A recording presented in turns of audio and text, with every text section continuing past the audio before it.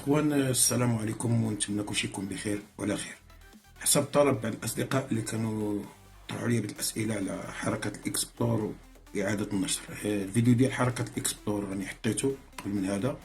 هذا الفيديو الثاني غادي نتكلموا فيه على اعاده النشر.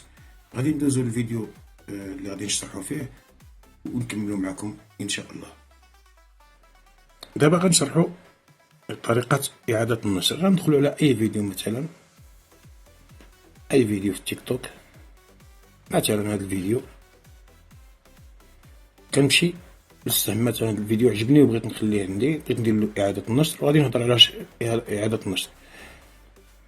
كنجي هنا هاد جوج اسهم بالاصفر، هنا كنكون درت له اعاده النشر.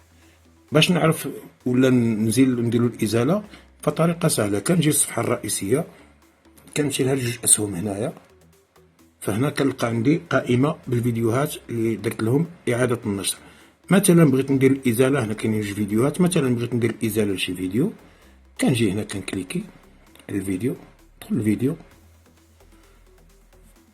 من بعد كنمشي هنا كتلقى اعاده النشر، كنضغط عليها ثم اعاده النشر. هي كيعطيك الازاله. هنا ترجع للصفحه، نرجعو للصفحه الرئيسيه، فغنلقاو تمت الازاله ديالو.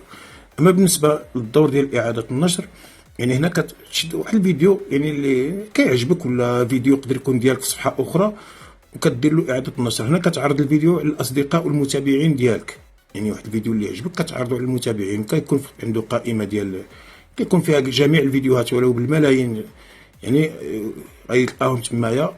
كيدير لهم يعني بان درت له اعاده نشر، كتساعدو في البارطاج باش ان الفيديو كيتبارطاجا له. وهذه طريقه زوينه. هذا غير حسب الشرح ديال الاخوان. نتمنى نكون وصلت لكم معلومه كما هي، وتحياتي للجميع.